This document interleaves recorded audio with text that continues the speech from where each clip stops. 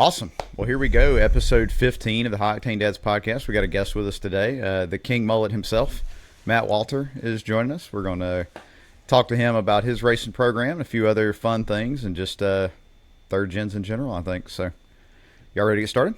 Yeah, let's go. Yeah, man. Awesome. Well, we're still all on the high from LS Fest, so that's our, we're definitely still decompressing. I'm still editing photos. At a week later, but wanted to get with you today and kind of talk about, you've been here since the started Mullet Militia and the thirdgen.org days back what feels like many moons ago, and figured we'd just chat today and hear about the Speed Mullet and where you're at with that, and then this event you've got coming up. Sure thing, man. I'm glad to be here, so thanks for having me. I guess for anybody that doesn't know, I'm Matt Walter. I got this white third-gen Camaro behind me.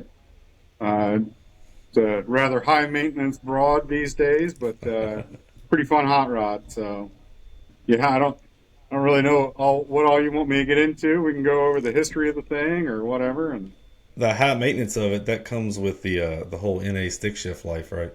Yeah, trying to be competitive. So definitely the road less traveled. It's especially these days. Golly, man. So we're all basically the same age, right? So I think I might have a year on you guys or whatever, but like our generation, nobody does NA stuff, and not many people do stick shift stuff. And so it's 427 cubic inch naturally aspirated LS with a G-Force GF5R 5-speed. I run an adjustable Black Magic single disc clutch in it. It's got a 9-inch in it with instead of 370 gears in it right now, but one of the tasks this afternoon actually is going to be to swap that out and get pretty aggressive with things. So you've done a little bit of everything with this car. This car has been all over the spectrum over the last, 15, 20 years? Yeah. So next year will be 20 years that I've owned the car. Okay. When I bought the thing, it was a 3.1 liter V6. So, because the car, like, if you look at the car and third gens, you go, man, that's like an 85. Well, by the VIN, it's a 1990. It's actually a rally sport. And I had an 87 LT at the time that had good bumpers and fenders. And the ground effects red on and this black car. car? Yeah, the red and black car, yep. The ground effects on this thing were just completely hammered. And so instead of trying to swap all that out, I like the way the Sport Coupe looked. So I just made it into a Sport Coupe. So, but yeah, it was a 3.1 liter V6, had a 700 R4 in it. The interior was complete garbage. The guy that I bought the car from asked for the interior back. I was like, sure thing, bud. And I gave, this was back in the heyday when people almost paid to have you take their third gens away. So I gave the guy $100 and a disc brake 10-bolt rear end, and then a few weeks later I bought the rear end back from him for $75. So yeah, $175 is what I paid for the car originally. So, That's but great. yeah, it had we put a 305 in it back. It was, I guess, 2005. Yeah, it was around the time I met you, I think, because you were working downtown, and I came and checked it out. Yeah. But I put a decently put together 700 R4 with a decent converter in it. It had, like kind of the normal things, the heavy duty sun shell, the Corvette servo, things that you did to try and keep those things alive back in the day. And then it had a 10-inch 4000 stall from ATI. It was a fun hot rod, man. I daily drove it.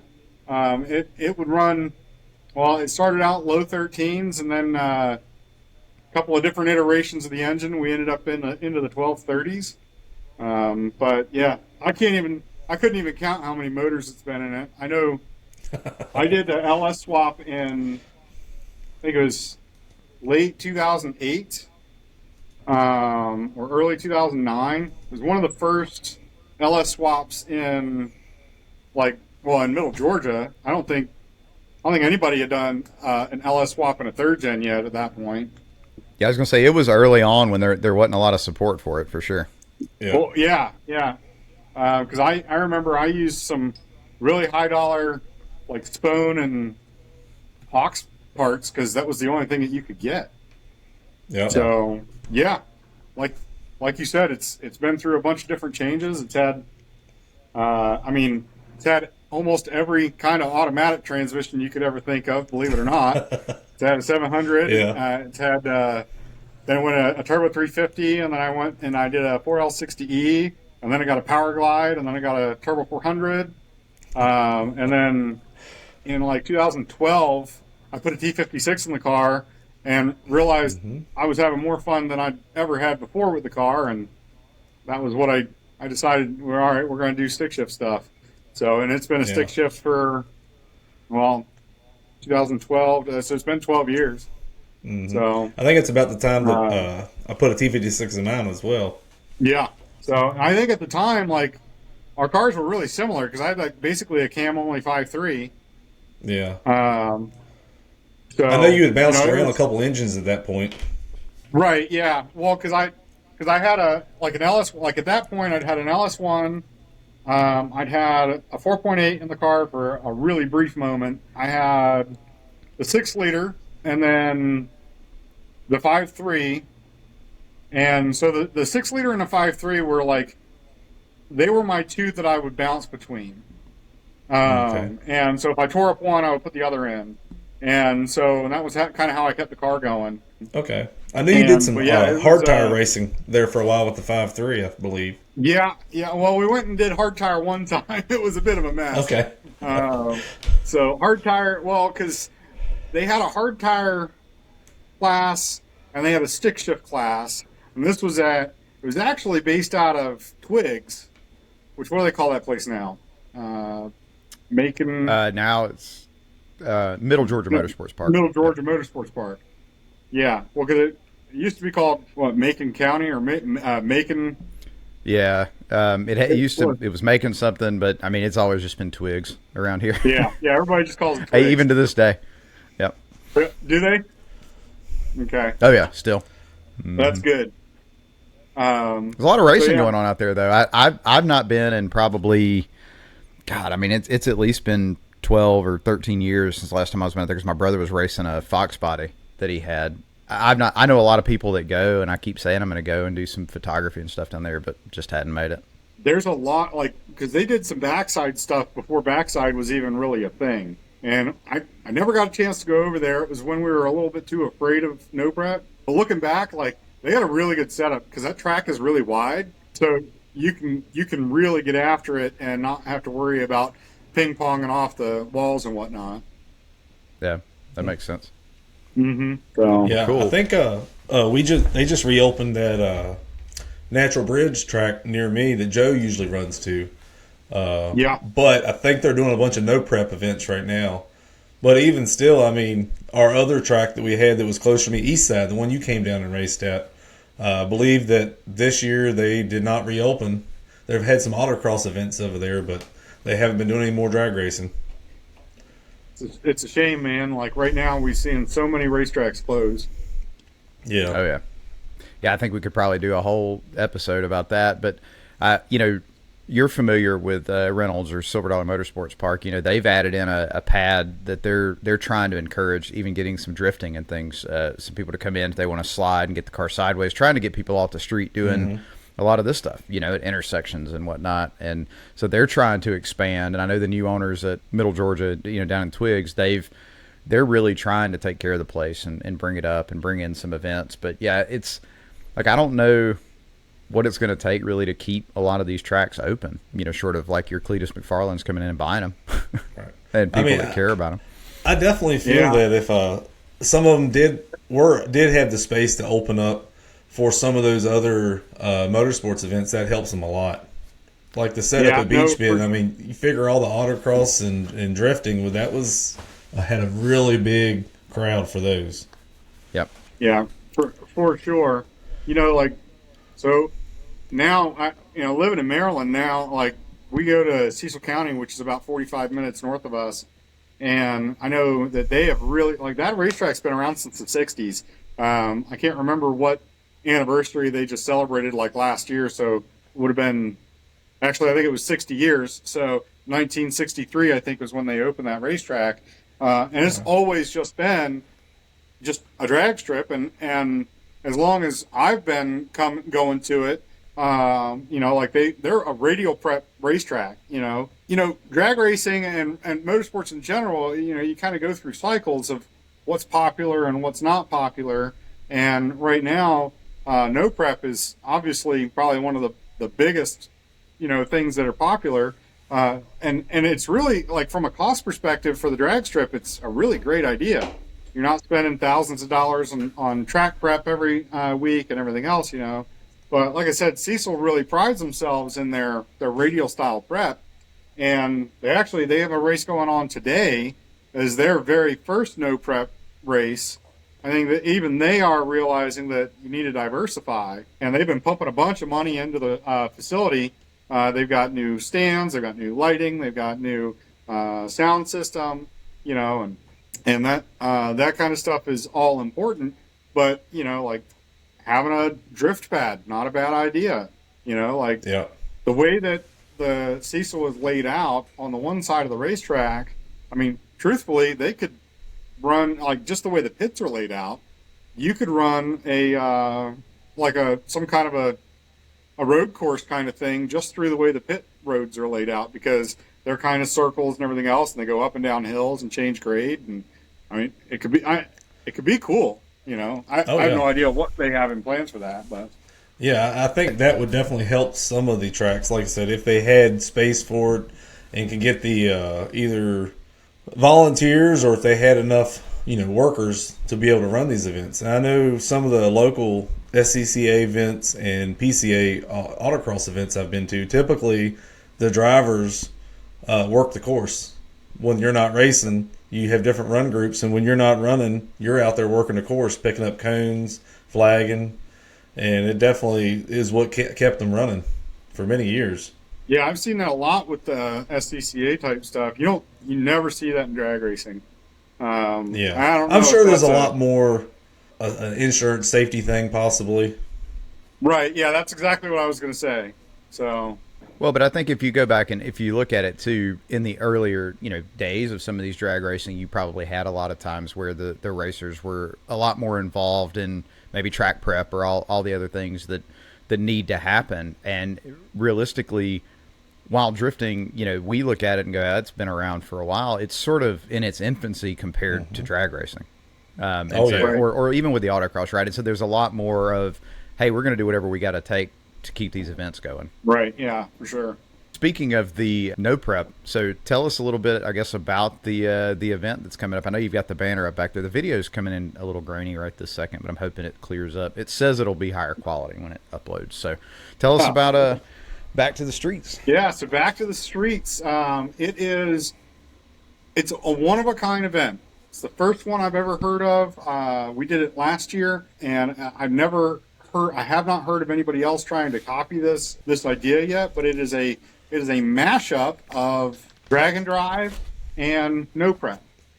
So the way that no prep or the way that Back to the Streets works is that so this year will be four days. We'll go to 3 different racetracks. We'll start and end at the same track like a normal drag and drive would. So it's going to be we'll start and end at Milan Dragway in Milan, Michigan.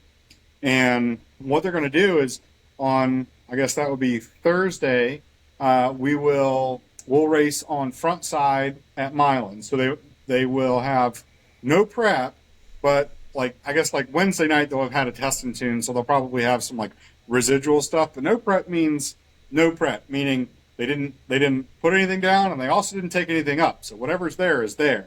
Okay, and I think that's something that a lot of people don't quite understand about no prep racing. It's not so much that they're making it slick on purpose. It's just they're not doing anything to the surface. So it's up to the driver and the chassis guys to figure out how to get down the surface. So anyway, so Milan is front side, and then Friday we're going to go to Sloan Onondaga, which is a little 8th mile kind of outlaw track. So kind of a rough surface from what I've seen pictures of. I've never been there. It's like all grass pits. It's very old school feeling. Like if you look on the Google Street View of the place, like there's really no buildings there. It's just the racetrack. So kind of sounds like my local tracks. Right, yeah. And then on Saturday, we'll go to Lapeer. Now, Lapeer is an interesting racetrack because it's real narrow. Like, that one, you do kind of feel like you could ping pong off the walls if you're not careful. So, but you just got to be, mindful. But we'll start at mid-track. So we're going to start at the 8th mile finish line, and we'll go to the end of the racetrack. And then on Sunday, we'll go back to Milan, but instead of going front side, we'll actually go back side. So we'll start at the very end of the racetrack and shoot back towards the starting line. So we end up with 4 different surfaces, which is, like I said, it's unlike anything I've ever seen or heard of before. And it's really like having a fast car is important, but having a car that will go A to B is really the biggest thing that you need.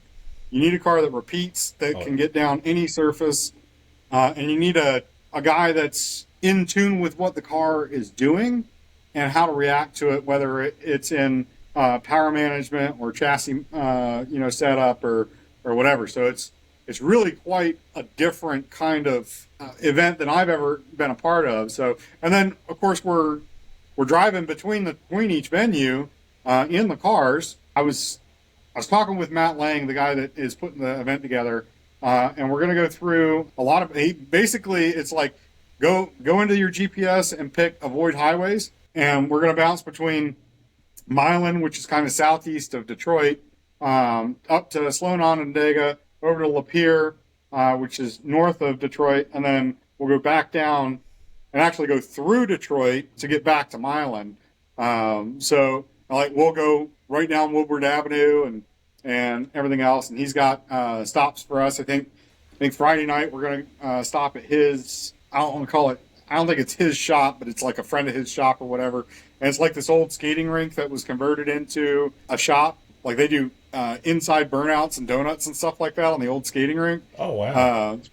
It's pretty wild. So, and they're going to serve us, burgers and dogs and beer and whatever else. So, cool. But yeah, it's like 300 miles or something like that total trip in the cars, which is like just enough to really kind of, wet your whistle on the drag and drive stuff, but it's not so crazy that you're beating your parts up, beating the cars up so bad. That event is September 26th through the 29th. So if anybody is in the Michigan, southeast Michigan area, and you're looking for something to do, come and check it out. Otherwise, yeah. Is there going to be any kind of coverage or anything going on? Anybody doing like a YouTube live or live stuff? I know obviously Motor Trend and Drag Week, they can do a lot of that, but is there any plans for anybody doing any regular coverage? Man, I'm really glad you asked because I completely forgot. We actually have a really exciting thing happening with that. So Motor Mania TV is my parents streaming. Yes, sir. Yes. So now Motor Mania TV is going to do the live stream. For those that aren't totally familiar, Motor Mania TV does live streams of sportsman level drag racing all over the country. They also they just did Yellow Bullet over the holiday weekend, over Labor Day weekend. So, and then, but they've covered all kinds of stuff. They've covered radial races in the Carolinas and down in South Georgia. They've done, I think they cover something like 50 couple events a year. So, like, I know that their primary bread and butter is bracket racing. So these days, but I know my parents are really excited about coming out and doing no prep. They've never done a no prep. They've done drag week, and they did drag week twice. And they did roadkill nights this year. But roadkill nights didn't have like a public stream. They were doing a stream, I guess, that was just going to maybe like jumbotrons for the people that were on site. So, but yeah, so that was just a couple of weeks ago, as well as like right before Labor Day. So like a week or two before. Yeah, I think I remember seeing that. So yeah, so they'll be covering that. My assumption is that it'll just be on the Motor Mania TV YouTube channel. That's where they typically stream all their stuff. And so, yeah, pretty big deal. So that was when I told my parents I was doing Yeah. this event, they were like, "Ooh, do they need a streaming partner?" I was like, Heck yeah. "Yes, they do."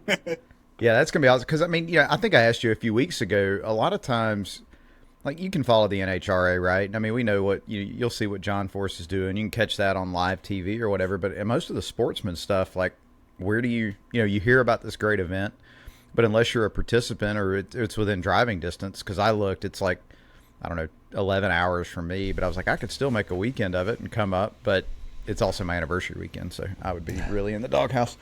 So it'll be cool to be able to still keep an eye on it. Yeah, for sure.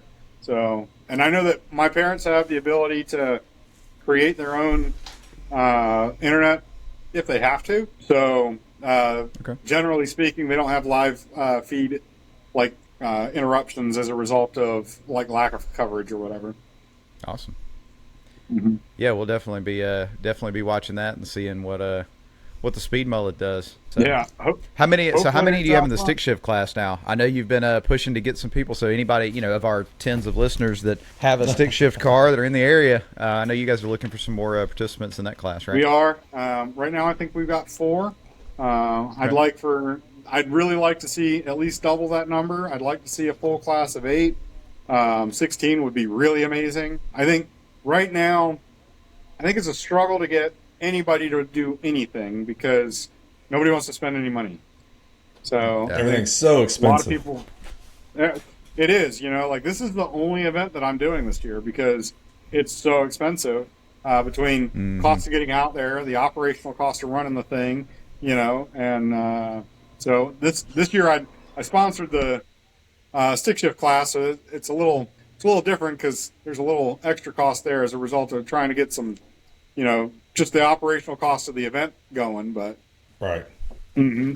Yeah, and so is there any type of, like, I know obviously you've got the different classes. Do you guys do any type of like an overall, like a award or anything like that? Is there any type of point system that goes in? I know it's obviously would be difficult, but just curious how that works. Yeah, that's actually another really good point. So this event is I guess we'll back up a little bit. Drag and Drive is traditionally like the fastest in your class wins. Like you make a pass, you hand in whatever your best pass is for the day. At the end of the week, the person with the best average or the fastest average in that class gets the win, right? So this event is different in that regard. So it's no prep. It's a lot of we're in, either on the back side of the track or in the middle of the track, or we're at tracks that don't have great timing systems. We're not even using a timing system. There is no ET. There's nothing. There's no time slip to turn in, right? So how do you deal with that? Well, we actually have 2 rounds of eliminations every day. So the idea is that we do chip draw.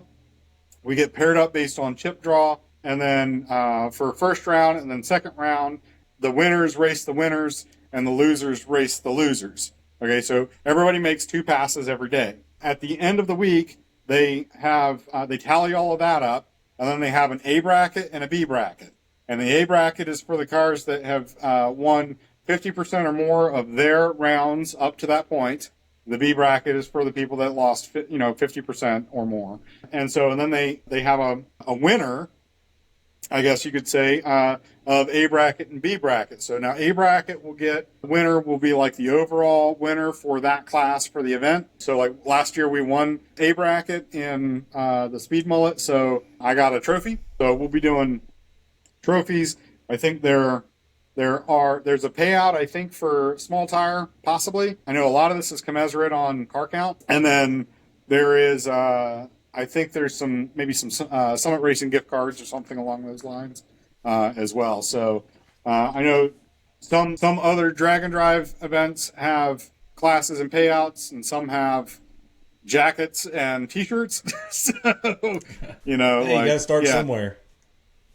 Hey, given how expensive hoodies are these days, that's not a bad prize, though, if somebody had a nice hoodie. Yeah, I'll tell you what. I just did a round of those hoodies and shirts, and golly, you wouldn't believe how much everything's gone up. Oh, I know. It's nuts. Yeah, we haven't even started on like, some shirts and stuff. I know Chris has got somebody had made for him, but we had talked about it. But yeah, it's not cheap. So so another thing though, talking about payouts, I want to say I saw something about a bounty if anybody can come in and outrun the speed mullet on Back to the Streets. Yes. So the first person to put me on the trailer, as it were. So the first person to beat me in competition during the Back to the Streets portion we got $200 for them.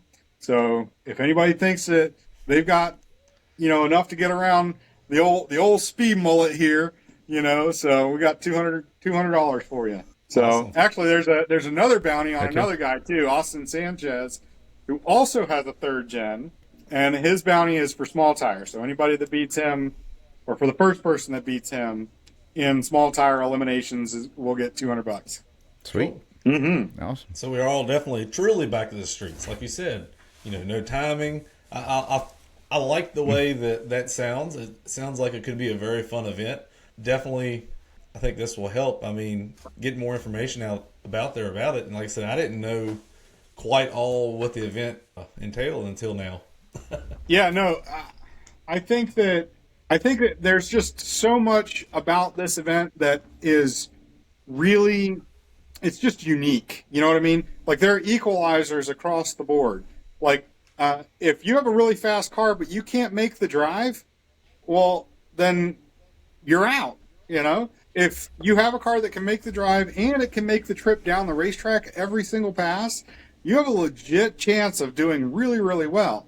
Like, guys, when you're talking about going from, front side to, we're not going to call Sloan Onondaga a dirt track, but, you go from front side at Milan, which is a decent track, to an outlaw track, to mid track, and then you go to the backside. I mean, and it's bare asphalt.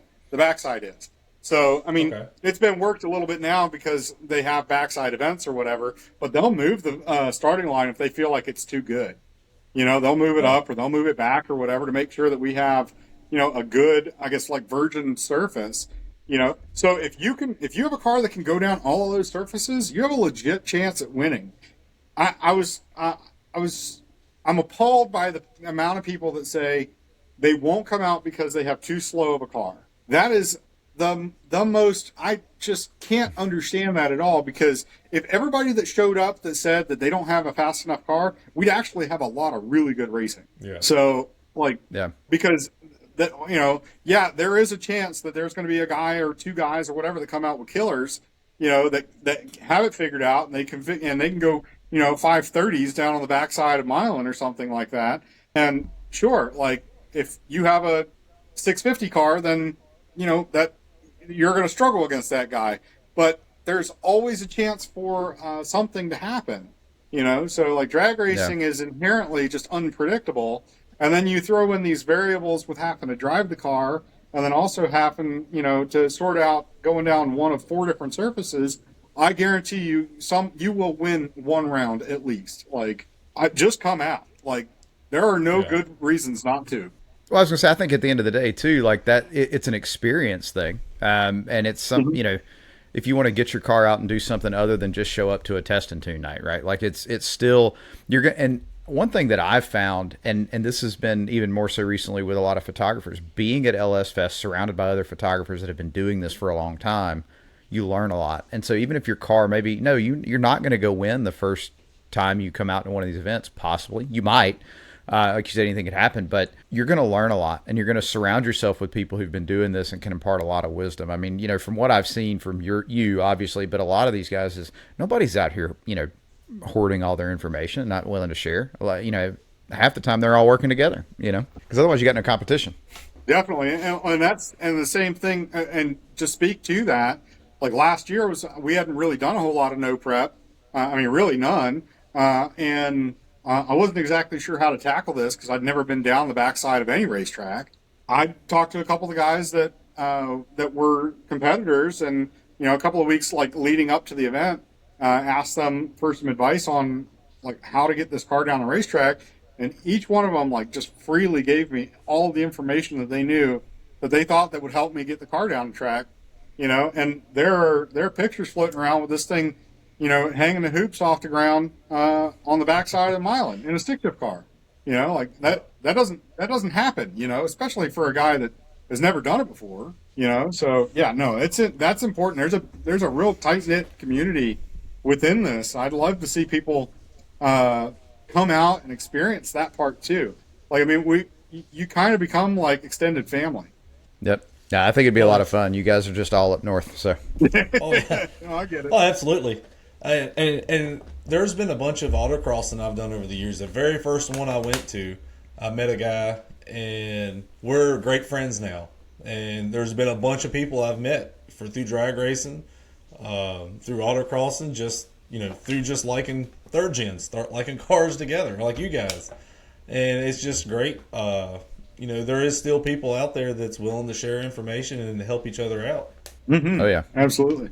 Yeah, and one of these days, we'll have to sit down. We're over half an hour at this point, and I know all of us have got busy schedules. Getting this all synced up has been, Matt even made the comment earlier, like I have to remember what the name of the podcast is, and the truth is, like we're all dads, we're all busy. I'm literally going to leave here, and we've got to go get groceries for the week, right, for the kids and lunches. So it's always tough. I'm glad we're able to get together, but we could talk literally probably an entire episode's worth about the history of like thirdgen.org and then the transition from that over to Mullet Militia. And but you talk about sharing information, and my brain, and maybe it's just because I'm becoming an old guy, but I go back to those forum days and like really in a way miss that kind of it did feel like the community was very different when you couldn't just realistically social media. The good thing about Mullet Militia or a lot of these groups, right, is that you can almost get an immediate answer. A lot of times people are on those pages all day.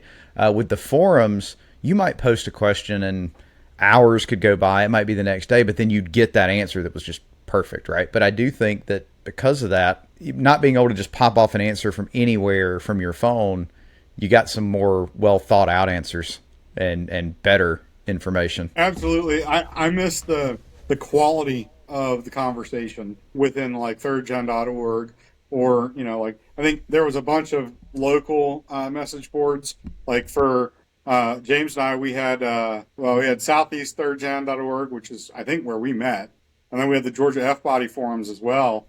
And I know that there were small regional boards for just about everywhere. The nice thing about the forums was they were very searchable, and I think that we would probably still have that if it wasn't so difficult to use in comparison to the platforms that we have available today. And it really speaks to like what you just said, like the ease of being able to, like, you get a notification through Facebook that somebody, reacted to or responded to, a question that you posted in, a message board or a Facebook group or whatever. Like they just, you just go and you can take a look at it. And I mean, you can do that while you're waiting on the kids to get done with their dance, or if you're running around doing grocery shopping, like you pull your phone out real fast and you can answer something or whatever, and it's very different. But yeah, the quality, like you said, the quality is way different too, though. For sure. And I remember when, so when smartphones were first becoming a thing, there was an app, it was Tap Talk or Tappa Talk or something. They tried to turn forums into a more accessible way that you could get notifications for in a similar way that you do with the social media stuff, but it just never took off. And then, of course, social media took like wildfire. But yeah, when we first sat down, it's funny because I go back and look when we were first brainstorming about doing this podcast, topic ideas, and one of the first things I put down was like, next generation of message boards or next generations of forums. Like, what would that look like if we pulled away from social media more and had more dedicated things like that these days? But I can't come up with a way that it works because social media is always going to kind of come out on top, I think, because of the accessibility. Right. So like 11 years ago, we started Mullet Militia. And a couple of years in, I actually think I still own the rights to mulletmilitia.com or something like this. I would have to go back and look or whatever, but we started to, or when I say we, I started to develop a message board for Mullet Militia. And I think there were a handful of people that did get usernames, and we started just kind of like, I don't know, I guess you could call it beta testing. to see if it was going to be something that was going to just be viable. And we realized very quickly that nobody wanted to go back through all of the rigmarole it was to post on message boards. I mean, like, I'm not a computer guy, but I know how to code a little bit because you had to in order to be able to build stories in the message boards, doing image tags and stuff like that. And so, because you don't have to do any of that now. So you just hit a button and it goes. As a result, we really kind of abandoned it. There's a lot of untapped potential with Mullet Militia. I think about it like constantly, actually. Like, I think that I think Mullet Militia could become a third gen apparel line, honestly. Like, we could do an apparel line, and I think it would take off. But we got to have some time to be able to dedicate to making it work. Yeah, you're not kidding. I mean, even like with me, because I do a lot of the editing for this, and Chris does a lot of the stuff like getting us stickers and things like that. And then of course we're recording. And it almost becomes, instead of like, I've got project cars and other things I'm doing, this is the side project. This is the thing I'm working on in my free time. And like you said, if you wanted to turn that into an apparel line, or you wanted to get a new site going or anything like that, it's going to take time away from something else. And you really would have to give it focus. Mm-hmm. Oh, you're right, for sure. Definitely trying to use stuff like this to cut down on sitting around watching TV time or sitting around watching YouTube time.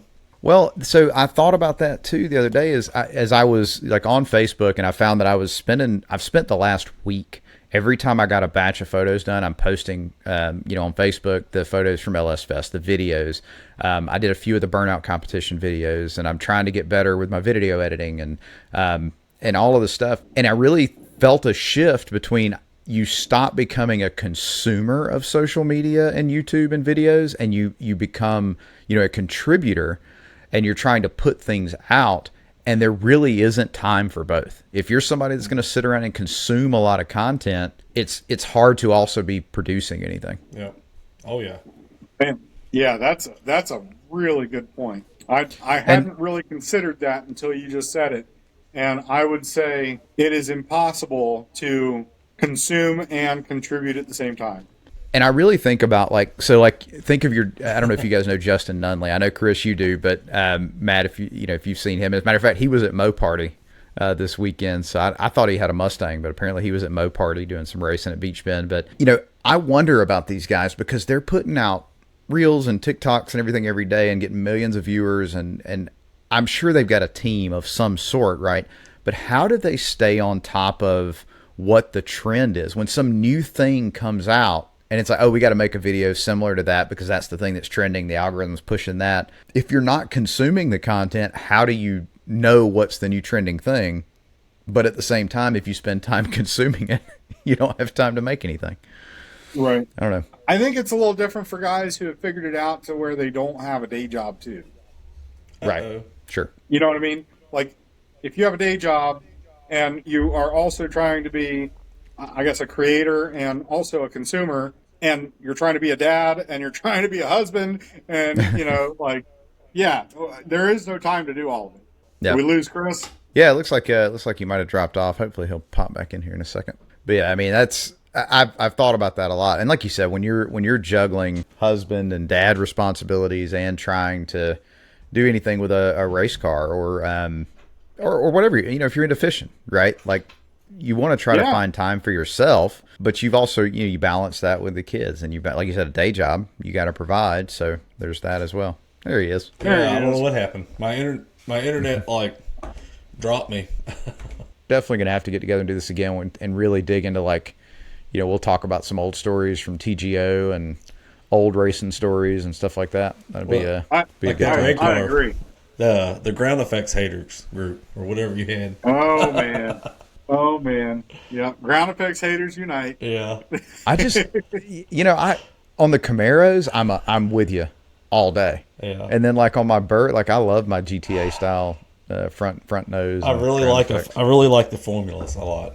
A good formula is hard to beat. Yeah. My mom's car is not a formula, but it's SE. Like a base car with no ground effects. Yeah. And that car just sits real well in my mind. Mm-hmm. So. But there's a couple of ones that really stick out. gosh darn, I'm trying to think of this guy's first name.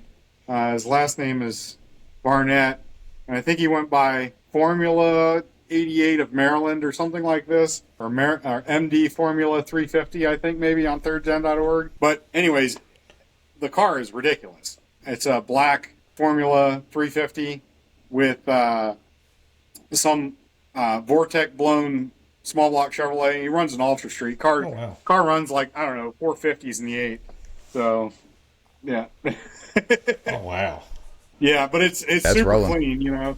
So it's got, and it started out as, you know, like kind of a basic, you know, small block on nitrous or whatever with, it was on a set of old Convo Pro wheels, and just real basic kind of late 80s, early 90s vibe, you know, and then it just went wild, just like I guess they all do. Yeah. Well, I'm in there. Yep.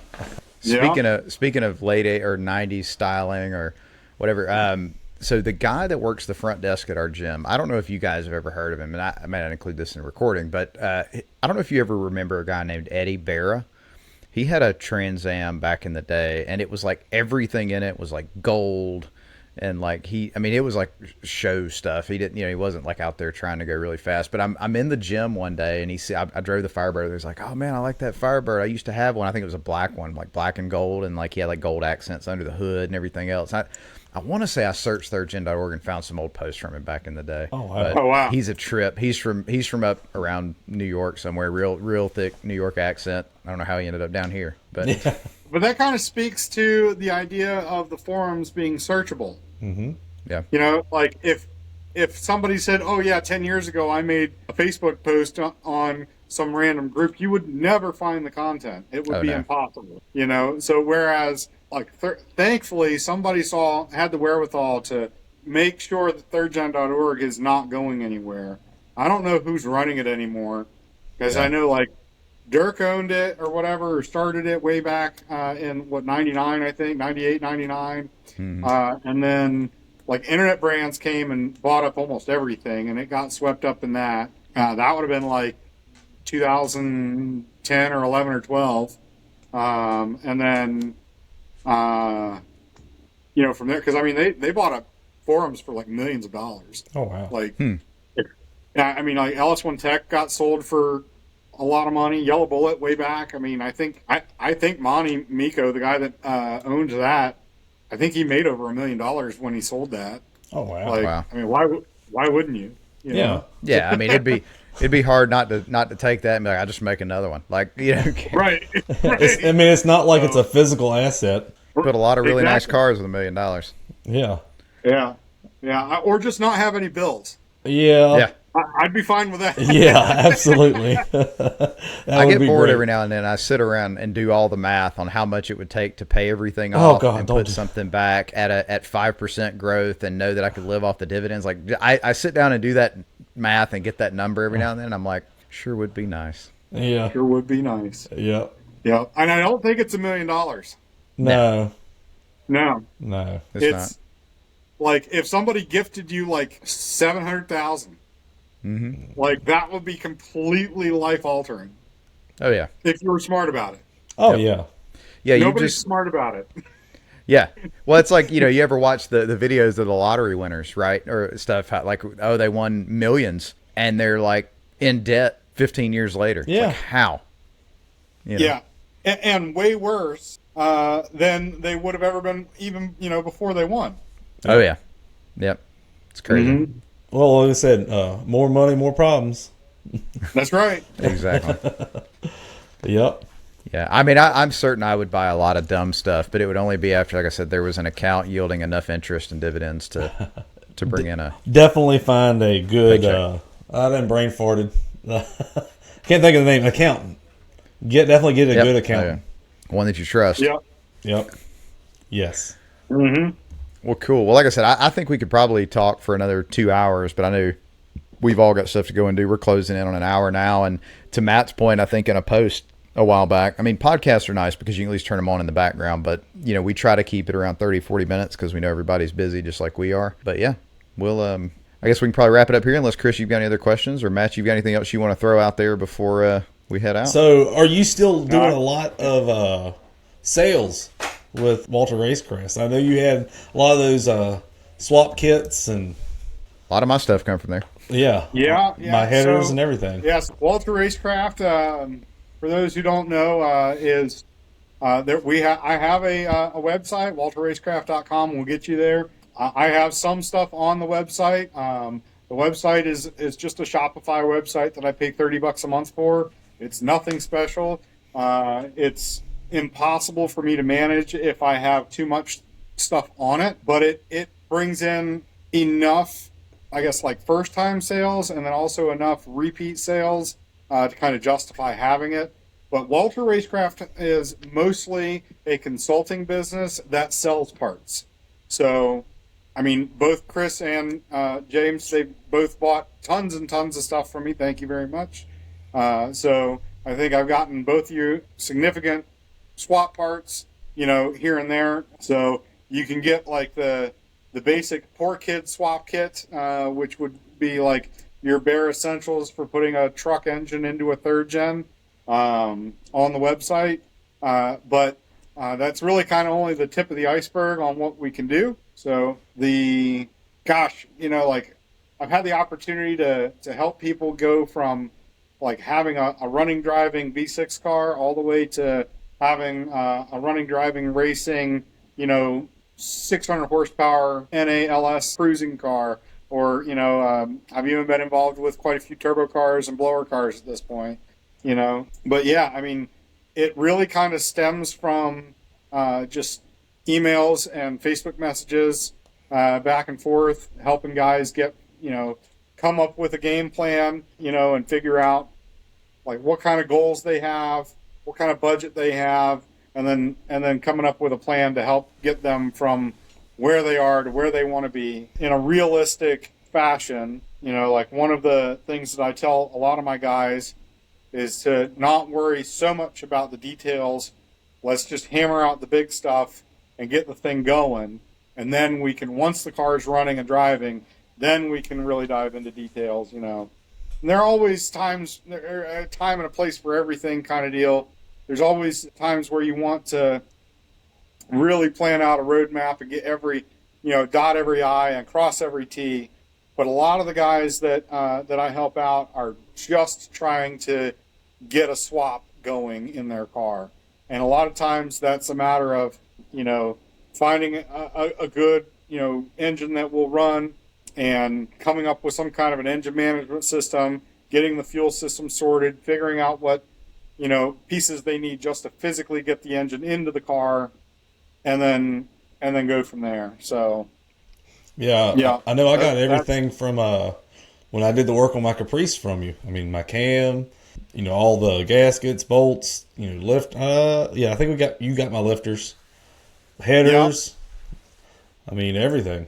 Yeah, Walter Racecraft is a dealer for Speed Engineering, which is obviously a really big name in the LS swap world, and shoot, even the LT swap world as that starts to perpetuate. So, like, we can get whatever exhaust parts you want through there. Engine parts we get typically from either BTR or Tick Performance, and then also can get cam motion and some other stuff as well. And then monster clutches, transmission specialty torque converters. I can get like Tramic, like Magnum T56s and stuff like that. It's a little more convoluted. It's not quite the same as just being able to go on like Summit Racing or whatever and get it that way. But I also hope that the quality of that one-on-one consulting that I provide through Walter Racecraft is worth the sometimes extra hoops that we might have to go through. Like, I like to think that I'm available 24 hours a day, but obviously that's not true. But, I try and make myself available to all of the guys who are using me as a parts supplier. So if they run into an issue where they have no idea how to get where they are to where they need to be, then hopefully I can get them set up with resources to do so. Sometimes I know the answer. Sometimes I have no idea, and I just get them teamed up with whoever might. So, yeah, and that's definitely. I mean, I think I've told you a bunch of times. Like, there's there's a lot of value in that, of knowing, hey, I've got somebody that I can ask a question when I get stuck, or the person I got the parts from. I know both of my engines have got Tick Performance cams in them, and springs, and I think the lifters were BTR. But I just the good thing was I went to Matt and said, hey, I need a cam for this 5.3 I'm putting in the OBS. I want a Tick cam like I've got in my Firebird. I didn't have to go find the springs I'm going to need or whatever. It was all one kit, even if it all wasn't necessarily from Tick. So it's worked out really well for me. Yeah. Yeah, mine, it survived 2 trips to Kentucky. I've put like 11,000 miles on it since I did it, and everything's going great. Man, that's awesome. Yeah. Yeah, I love to hear success stories. Yeah. So well, hopefully, I told Chris in the last episode, and we just released it Saturday, excuse me, so yesterday. But the Silverado, my goal right now is, because it got pulled apart, and then everything that happened, and when Dad passed away, like I just kind of lost my some of my speed on it. The goal really is that it's ready next year for LS Fest. That I'm going to be driving from here to Kentucky with the OBS. So we'll see soon enough. That'll be awesome, man. I was really hoping to make it there this year with my bird, since it was the 20 years with the car, but life, work, just didn't happen this year. Yeah, no, I get it, man.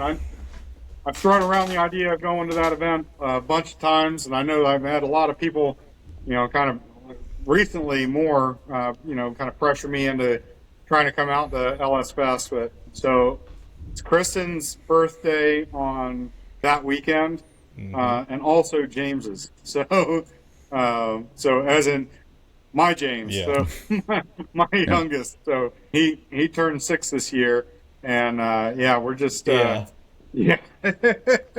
In years past, so Daniel's is the 3rd of September, and so in years past we've always had his party like either that weekend that was LS Fest. So this year we actually did it the weekend before, so he was cool with swapping it around so Dad could go to LS Fest, so that worked out pretty well. But yeah, I get it. I mean, and that's like when Back to Streets is going on, it's my anniversary, and then I think there was some event that I wanted to go to in October, but that's right around my wife's birthday. I think it's the F-Body Beach Bash. I've said for years I was going to go to that because it's in Myrtle Beach. Like, it'd be a lot of fun, but it's right there around her birthday, so usually we plan something for her. But that might be one of these years. I think when's Beach Bash? I want to say it's around like the October. It's like mid-October, I think. Okay. Yeah. So we have Matthew's birthday in end October, and it's 2 days after our anniversary. So be a good trip one year.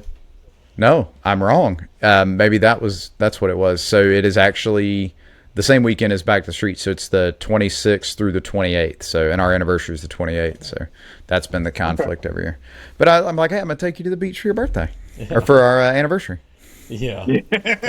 Never works out well like that. No. Not quite. When she ends up at the drag strip for our anniversary, she's like 12 hours. I knew what you were doing. Yeah. Yeah, exactly. Well, that's the question I always get is, you going to take the family to LS Fest? I'd absolutely love to, but especially if I'm doing media, like it's 12 hours. It's almost like work other than when I stop to eat twice a day. I'm wide open. So yeah. I've had that. Exactly. I was telling Holly the other day, and I was like, man, I wouldn't mind maybe trying to make the 20th anniversary of LS Fest and bring everybody. That way it's a few more years. The boys will be older. The girls may not want to go. We could tow something out, and then like that way, if they're bored, hey, just take the other vehicle and leave. I'm hanging out. But I don't know. For sure. Well, if there's nothing else, I'm glad you brought that up about Walter Racecraft, because I had about forgotten I had it on my list, but I'm not looking at my list. So yeah, well, we can go ahead and start to wrap it up today. We're gonna have to do this again, obviously, because there's tons more that we could talk about. But for today, let you guys get back to your families. Yeah. All right, man. It was really great to talk to you guys. Thanks so much for having me on. I look forward to it again in the future. Yeah. Absolutely. Me too. All right. Have a good one, folks. See ya. See ya.